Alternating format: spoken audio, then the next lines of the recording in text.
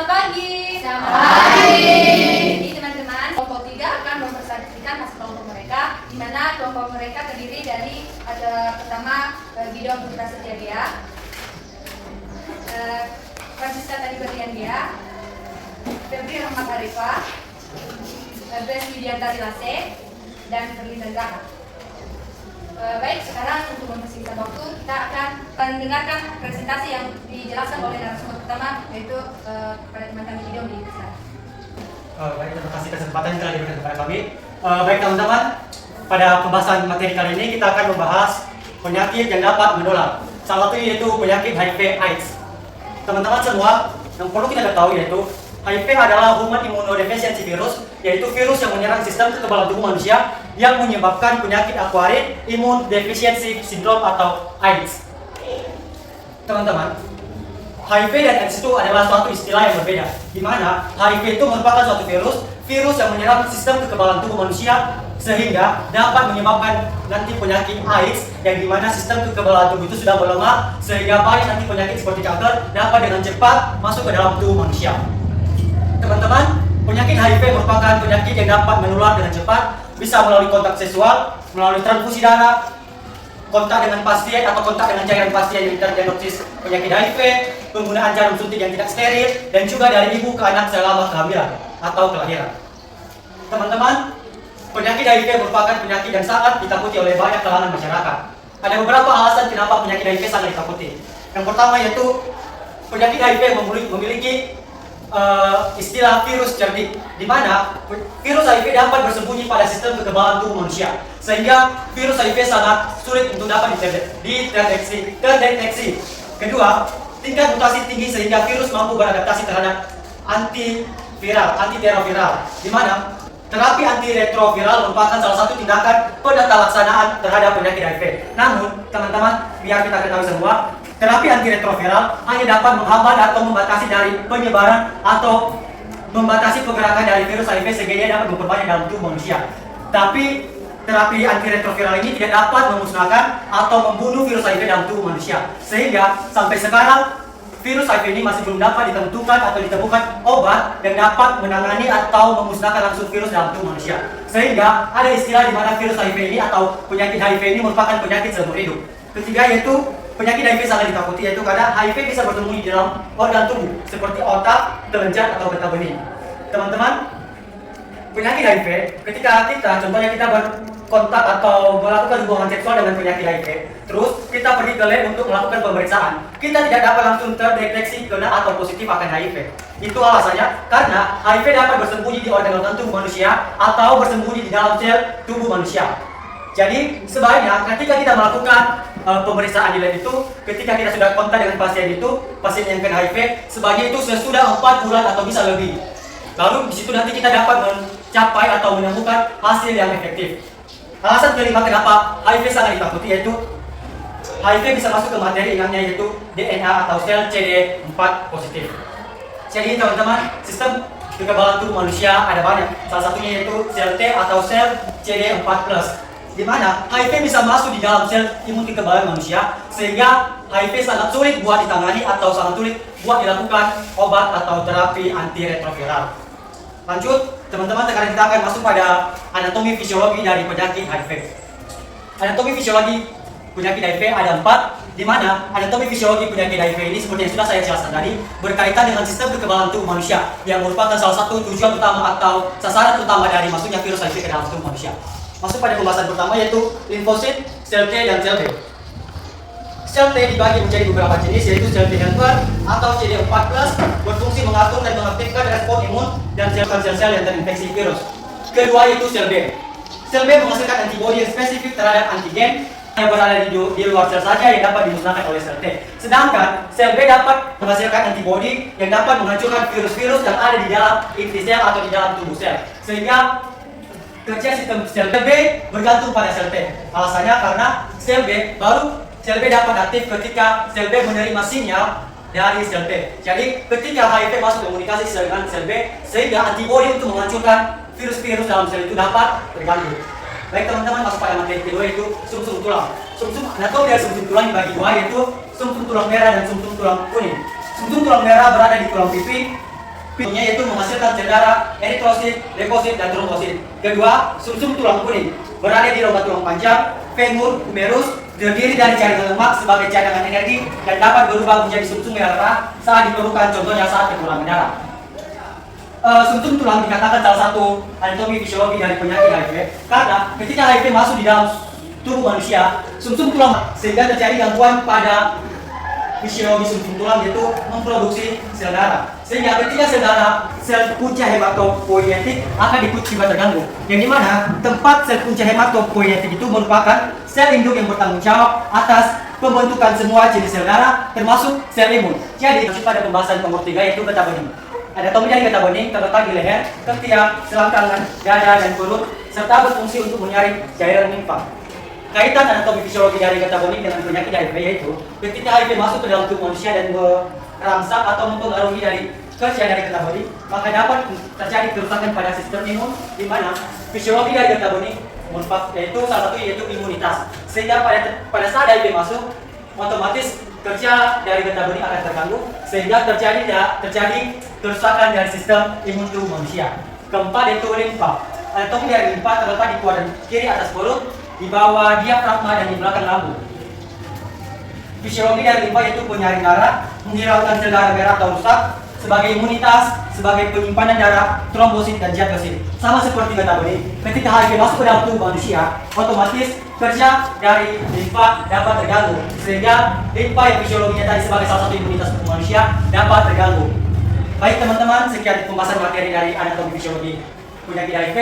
Baik teman-teman, saya melanjutkan materi dari teman kita Gideon, di mana saya akan memaparkan bagian etiologi dan juga patofisiologi dari penyakit HIV. Nah, pada etiologi ini teman-teman, kita dijelaskan tentang bagaimana penularan penyakit HIV. Di mana yang pertama, penularan penyakit HIV itu teman-teman bisa terjadi ketika adanya kontak seksual dengan orang yang sudah terinfeksi HIV.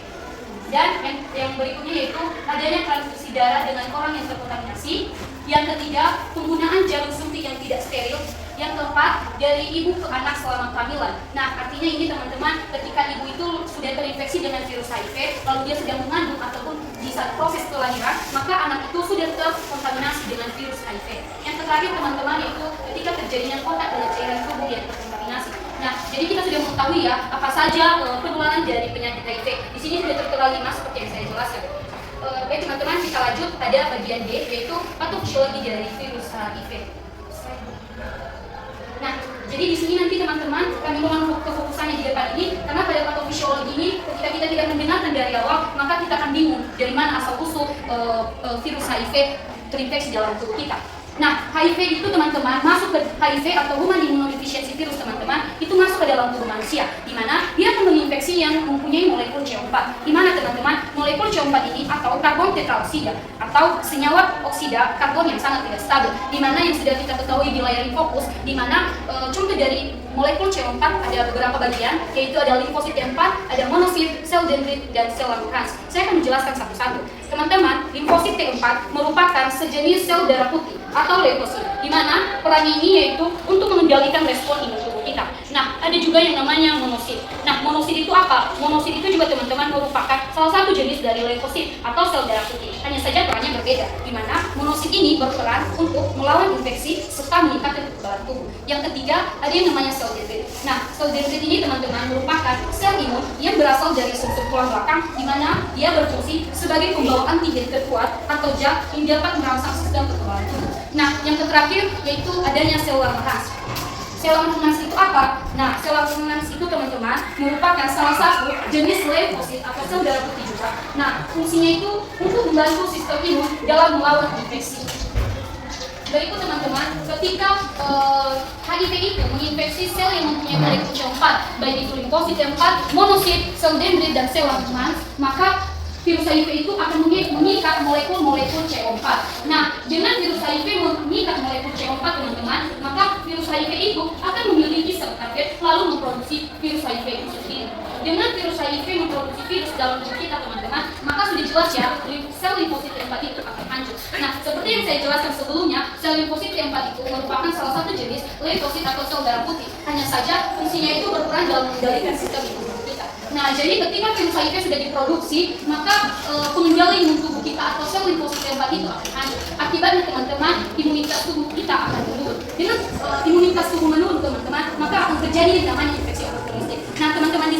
pasti bertanya-tanya, apa sih itu infeksi oportunistik itu? Nah, infeksi oportunistik teman-teman merupakan infeksi yang disebabkan oleh organisme yang memanfaatkan kesempatan yang biasanya tidak tersedia, seperti ketika terjadinya sistem imun yang lemah atau menurun. Nah, di sini teman-teman, ketika infeksi oportunistik terjadi dalam tubuh kita, dia akan menginfeksi 4 sistem. Yang pertama, ada sistem pernapasan, sistem pencernaan, sistem integumen, dan sistem neurologis. Nah, saya akan menjelaskan bagaimana infeksi oportunistik itu akan menginfeksi 4 sistem yang telah saya sebutkan ini. Yang pertama tadi yaitu sistem pernapasan. Nah, ketika infeksi oportunistik ini menginfeksi bagian sistem pernapasan teman-teman, maka akan terjadi namanya peradangan pada jaringan paru. Dengan terjadinya peradangan pada jaringan paru teman-teman, maka akan terjadi 2 hal, yaitu terjadi sesak dan juga demam. Dengan terjadinya sesak dan demam dalam tubuh kita teman-teman, maka akan terjadi ketidakefektifan dalam tubuh kita, yaitu terjadinya gangguan pertukaran gas. Nah, yang kedua teman-teman, sistem yang dapat diinfeksikan oleh infeksi oportunistik yaitu sistem pencernaan. Nah, pada sistem pencernaan ini teman-teman ada 2 terbagi nanti. Dengan infeksi oportunistik menginfeksi yang namanya sistem pencernaan, maka akan terjadi yang namanya infeksi jamur dan terjadi juga yang namanya hiperperistaltik. Nah, ketika infeksi oportunistik menginfeksi yang namanya sistem pencernaan, maka akan terjadi yang namanya infeksi jamur. Di mana teman-teman, infeksi jamur ini merupakan salah satu penyebab dari saluran pencernaan. Dengan terjadinya infeksi jamur teman-teman, maka akan terjadi juga yang namanya peradangan pada mulut. Dengan terjadinya peradangan pada mulut, akan terjadi yang namanya sulit menular dan juga terjadinya mual. Dengan adanya kondisi sulit menular teman-teman, otomatis kita sudah mengetahui ya, ketika seseorang yang sakit, apalagi ini kasusnya terinfeksi virus HIV, lalu dia sulit menelan, ya sudah jelas sekali bahwasanya asupan dalam tubuhnya itu berkurang. Artinya nutrisi asupan yang masuk atau intake akan berkurang, sehingga terjadilah namanya intake berkurang. Dengan terjadinya kekurangan asupan atau nutrisi dalam tubuh kita teman-teman, sudah sangat jelas itu dapat mengakibatkan yang namanya gangguan pemenuhan nutrisi. Di mana teman-teman, saya akan menjelaskan sedikit tentang gangguan pemenuhan nutrisi ini. Di mana gangguan pemenuhan nutrisi ini bisa terjadi 2 hal. Yang pertama yaitu terjadi karena adanya malnutrisi dan terjadi juga karena adanya yang namanya obesitas. Di mana malnutrisi merupakan kekurangan nutrisi, sedangkan obesitas merupakan kelebihan nutrisi. Nah, selanjutnya teman-teman, infeksi oportunistik itu menginfeksi sistem pencernaan dapat juga mengakibatkan yang namanya hiperperistaltik. Di mana hiperperistaltik itu teman-teman merupakan peningkatan yang cepat oleh gerakan otot yang terjadi secara berulang-ulang pada dinding saluran pencernaan, di mana fungsinya yaitu untuk membantu mendorong makanan dari mulut hingga ke anus. Nah, harus kita ketahui teman-teman, ketika terjadinya hiperperistaltik pada sistem pencernaan kita, maka akan terjadi yang namanya diare kronis. Kenapa terjadi diare kronis? Karena sistem pencernaan tidak cukup waktu untuk memecah makanan dan menyerap nutrisi. Dengan terjadinya diare kronis teman-teman, maka cairan dalam tubuh kita, baik itu feses, muntah, dan juga feses dan muntah itu merupakan cairan yang dapat keluar dalam tubuh kita. Dengan cairan-cairan tersebut yang berlebihan keluar dalam tubuh kita teman-teman, maka akan terjadi yang namanya bibir kering dan juga turgor kulit. Di mana teman-teman, turgor kulit itu merupakan gangguan kemampuan kulit untuk kembali ke bentuk semula setelah mengalami yang namanya deformasi. Nah, dengan terjadinya bibir kering dan juga turgor kulit teman-teman, dan terjadinya juga yang namanya cairan output yang berlebihan, maka akan terjadi yang namanya kekurangan cairan serta terjadinya gangguan eliminasi. Nah, berikutnya teman-teman, infeksi oportunistik itu dapat menginfeksi sistem integumen. Nah, teman-teman di sini pasti bertanya-tanya, sistem integumen itu apa? Nah, sistem integumen merupakan lapisan luar tubuh manusia, di mana lapisan luar tubuh manusia ini teman-teman seperti kulit, rambut, dan juga kuku. Nah, ketika terganggunya sistem integumen teman-teman, maka akan terjadi yang namanya peradangan pada kulit. Dengan terjadinya peradangan pada kulit teman-teman, maka akan dapat menimbulkan yang namanya lesi serta bercak-bercak putih. Dengan adanya bercak-bercak putih teman-teman, maka akan dapat mengakibatkan gatal, nyeri, bersisik. Nah, teman-teman pasti bertanya, nyeri bersisik itu apa? Nah, nyeri bersisik itu teman-teman merupakan kondisi kulit yang tampak pecah-pecah serta kering, sehingga kulit terkesan bersisik. Nah, berikutnya teman-teman, dengan terjadinya gatal, nyeri, dan juga nyeri bersisik pada kulit kita, maka akan terjadi yang namanya gangguan rasa nyaman. Ya sudah pasti ya, ketika tubuh kita ini tidak dalam kondisi normal maupun tubuh kita yang bagian luar, itu sudah sangat jelas dapat mengganggu yang namanya rasa nyaman dalam tubuh kita. Nah, teman-teman, yang terakhir, infeksi oportunistik itu dapat menginfeksi sistem neurologis. Nah, sistem neurologis itu apa sih? Sistem neurologis itu teman-teman merupakan sistem organ yang dapat mengatur serta mengkoordinasikan seluruh aktivitas tubuh. Nah, ketika infeksi oportunistik ini teman-teman menginfeksi yang namanya sistem neurologis, maka akan terjadi yang namanya infeksi SSP. Kita harus mengetahui infeksi SSP merupakan infeksi sistem saraf pusat yang terjadi pada otak dan sumsum tulang belakang. Dengan terjadinya infeksi SST dalam tubuh kita teman-teman, maka akan terganggunya peningkatan kesadaran, terjadinya kejang dan juga nyeri kepala. Dengan peningkatan kesadaran, terjadinya kejang dan juga pada terjadinya nyeri kepala teman-teman, maka akan terjadi yang namanya perubahan proses berpikir. Nah, perubahan proses berpikir itu teman-teman dapat memengaruhi yang namanya peningkatan kesadaran kita. Ya, seperti yang saya jelaskan tadi, bahwasanya dengan terjadinya infeksi SSP seperti yang kita ketahui tadi, bahwasanya infeksi SSP itu merupakan infeksi sistem saraf pusat. Nah, otomatis dengan terjadinya infeksi SSP dalam tubuh kita, maka akan terganggu atau terjadinya peningkatan kesadaran sehingga dapat memengaruhi mental dan juga psikologis kita. Nah, sekian dari pemaparan materi saya teman-teman. Atas perhatian saya ucapkan terima kasih. Kami kembalikan kepada moderator. Baik, sekian materi yang telah dijelaskan oleh narasumber kedua. Sekarang kita akan mendengarkan materi yang akan dijelaskan oleh narasumber ketiga. Pada teman-teman terlibat. Baik teman-teman, saya di sini akan menjelaskan tentang manifestasi klinis. Dalam manifestasi klinis ini teman-teman terdiri atas 3 tahap. Yang pertama yaitu tahap akut, kronis, dan tahap AIDS. Tahap akut ini teman-teman yaitu tahap pertama dari infeksi HIV dan yang terjadi dalam 2-3 minggu setelah seseorang terpapar virus. Pada tahap ini HIV berkembang biak dengan cepat dan mulai menyebar ke seluruh tubuh. Sistem kekebalan tubuh bereaksi dengan memproduksi antibodi terhadap HIV, tetapi masih belum cukup untuk mengendalikan infeksi. Dan ciri-cirinya yaitu kawan-kawan itu demam, nyeri otot, sakit tenggorokan, ruam kulit, pembekakan kelenjar getah bening, dan gejala mirip flu muncul 2-4 minggu setelah infeksi awal. Yang kedua yaitu tahap kronis. Tahap kronis ini yaitu tahap kedua setelah perjalanan tahap akut. Dan pada tahap ini virus HIV masih aktif dalam tubuh, tetapi lebih lambat dari tahap akut.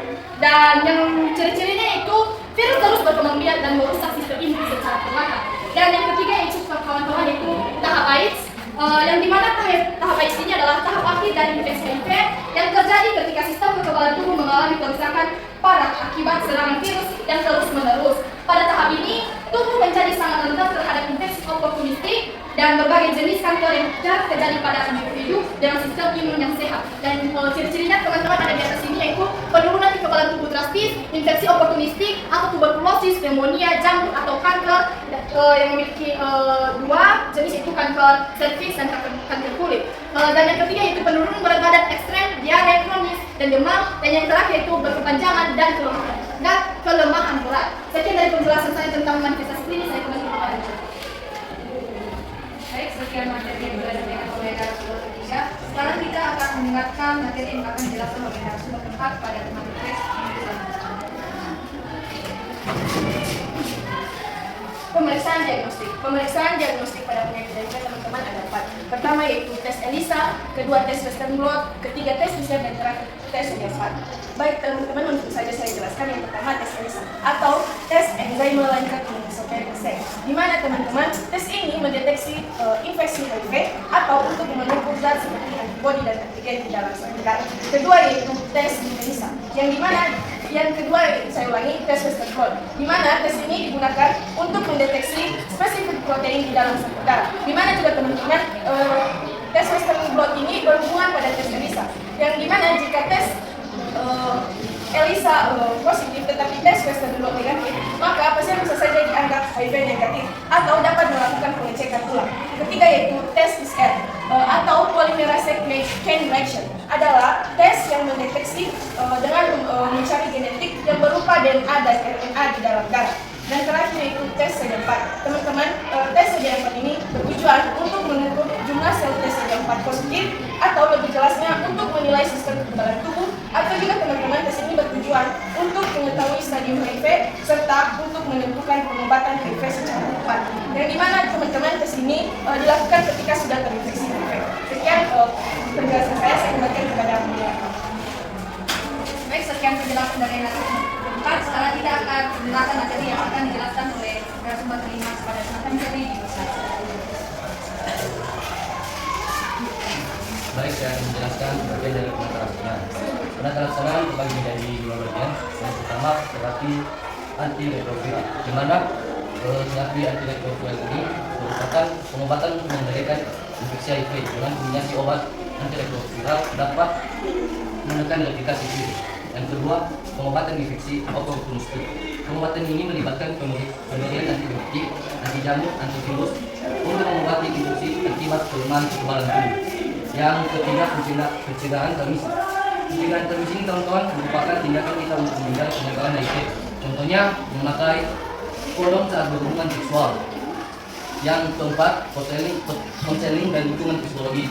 Teman-teman, pada pasien HIV, kebanyakan terjadi gangguan akan psikologisnya, sehingga kita dianjurkan untuk sering konseling psikologi pada dokter. Yang kelima, pengawasan laboratorium. Pengawasan laboratorium merupakan tindakan pemeriksaan laboratorium sehingga dengan kita memeriksa diri, kita dapat meninjau kesehatan tubuh kita. Sekian dari pemaparan saya. Kami kembalikan kepada Sekian presentasi dari kelompok 3. Sekarang jika ada beberapa pertanyaan, saran atau pertanyaan dari kelompok lain, kami persilakan. Dan untuk lebih mendisiplinkan, sekarang waktu untuk memberikan pertanyaannya jika ada dimulai dari kelompok 1 dengan menyebutkan nama kelompok dari mana dan materi bagaimana yang dibahas. Sekian dan terima kasih.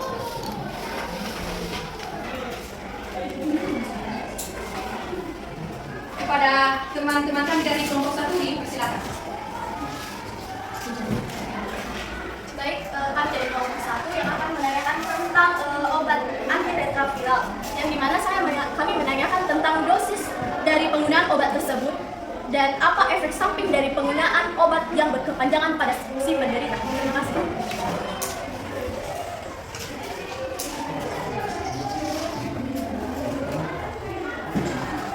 Baik teman-teman, langsung saja saya menjawab pertanyaan dari teman kami ini,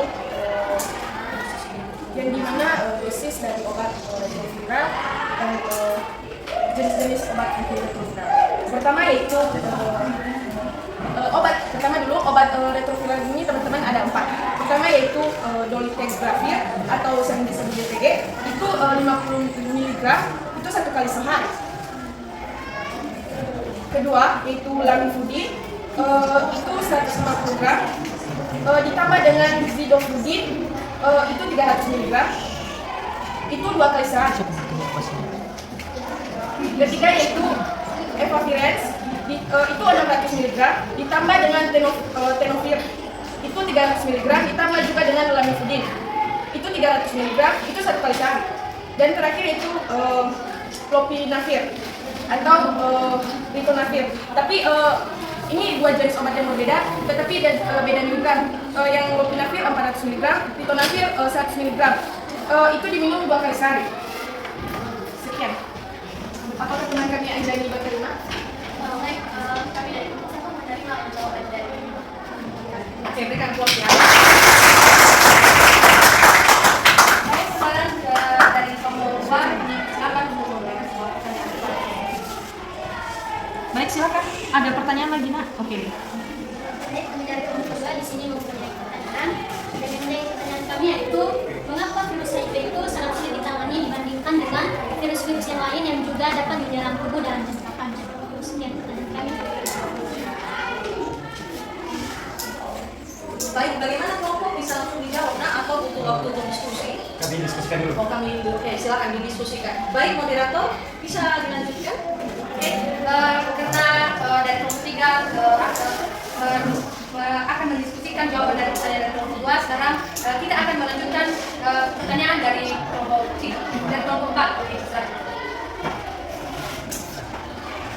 Baik, saya dari kelompok 6 akan memberikan pertanyaan yang dimana pertanyaan saya yaitu bagaimana cara perawat mengedukasi pasien yang terkena HIV atau AIDS. Baik, dari kelompok bisa langsung dijawab.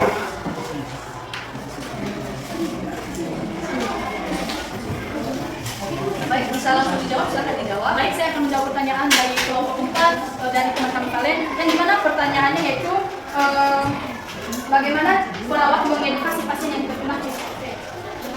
Baik teman-teman, kalian jawab itu yang pertama menjelaskan tentang HIV, yang kedua yaitu membantu kepatuhan minum obat, yang ketiga menjelaskan cara mencegah penularan, yang keempat menyarankan pola makan sehat dan olahraga, dan yang terakhir itu menyarankan pasien mungkin pemeriksaan. Apakah teman-teman Oke, berikan aplaus untuk mereka.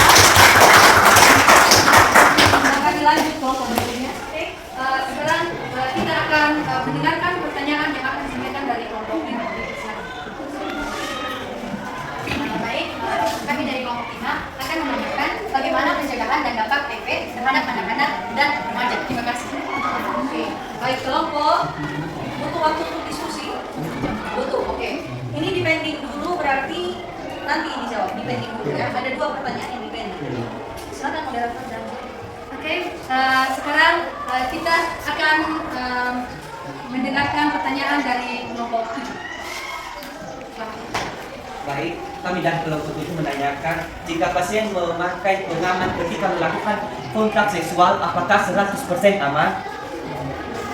Baik, terima kasih pertanyaan yang diberikan kepada kami. Langsung saja kami jawab. Nah, pertanyaannya tadi, ketika pasien memakai pengaman ketika melakukan kontak seksual, apakah 100% akan aman? Nah, jawaban kami dari sini dikasih itu tergantung. Nah, tergantung karena apa? Tergantung dari pengaman yang sudah dipakai. Dimana ketika, langsung saja saya sampaikannya, ini hal lumrah bagi kita, yaitu ketika ketika laki-laki melakukan hubungan seksual, lalu memakai pengaman yang namanya kondom. Nah, pengaman itu dapat mengamankan kedua belah pihak, tapi itu bergantung dari penggunaan kondomnya. Dimana ketika kondom bocor, maka ketika dilakukan yang namanya kontak seksual, maka si perempuan akan mengalami atau terinfeksi yang namanya virus HIV.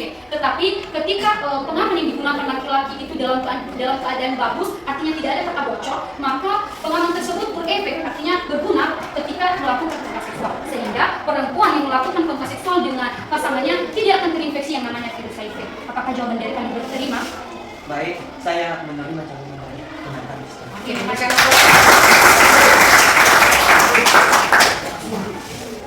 Baik, karena dari semua kelompok telah memberikan sebuah pertanyaan kepada kelompok 3 dan sembari dengan mendiskusikan pertanyaan dari 2 kelompok tersebut, sekarang kita akan memberikan waktu kepada guru pembimbing Ibu Mira secara untuk memberikan sebuah saran, sediaan dari terima kasih. Oke, baik, terima kasih kesempatan yang telah diberikan moderator. Sambil anak-anak kami kelompok mencari jawaban yang belum terjawab tadi, berikan aplaus dulu. Pemaparan materinya sudah sangat bagus ya. Anak-anak kami yang duduk bisa dipahami semua. Bisa. Bagus. Bisa dimengerti. Nah, dari makalah yang sudah dikerjakan sudah bagus, penyampaian materi dan penjelasannya juga sudah sangat bagus ya. Hanya beberapa masukan di sini untuk kelompok ya, Gideon dan kawan-kawan, masukan untuk kelompok yang ada nanti beberapa revisi halaman di sini ya, tentang ada materi yang harus kita sedikit. Oke, tapi secara garis besar semua ini sudah bagus ya. Materinya sudah dipelajari berapa lama ya kira-kira? 2 minggu. Bagaimana cara belajarnya? Apakah sering bertemu seperti ini atau? Sering. Oke, sering diskusi ya. Di les kosong sering begini atau ngapain? Seringnya di resistan. Oh, di les istirahat, seringnya di les istirahat diskusi begini. Semua anak-anak kami di sini sudah menguasai materinya. Sudah, Bu. Oke, berikan aplaus sama mereka. Oke, pertanyaan yang tadi 2 di pending udah bisa dijawab, udah selesai didiskusikan. Dari anak-anak kami yang lain ada tambahan pertanyaan atau sudah cuma dimengerti?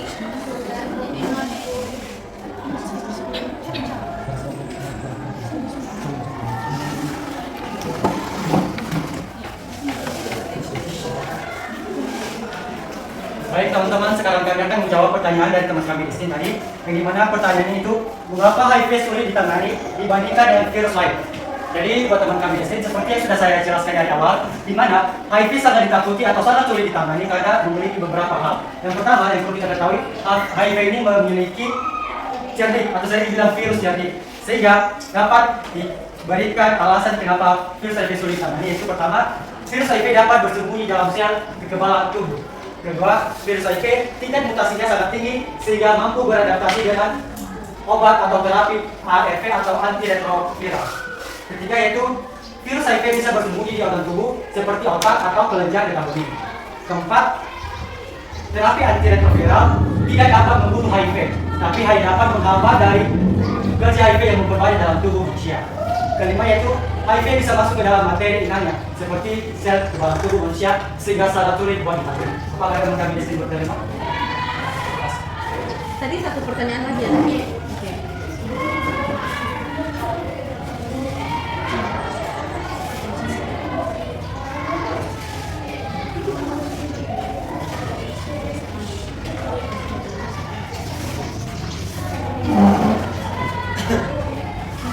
Baik, saya akan menjawab pertanyaan dari teman kami Lida, di mana pertanyaannya jelaskan pencegahan dan dampak HIV terhadap anak-anak dan remaja.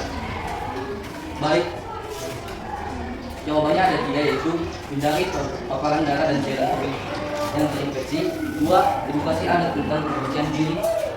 3, rutin memeriksa 4. Ilmuwan dengan HIV harus patuh terapi ASP agar baik tidak tertular. Terima kasih. Oke, karena kan pertanyaan serta jawaban telah dijawab dari kelompok 3, kami dari FPD akan pamit mundur diri. Jika ada kesalahan dari rekan kami sekian dan terima kasih.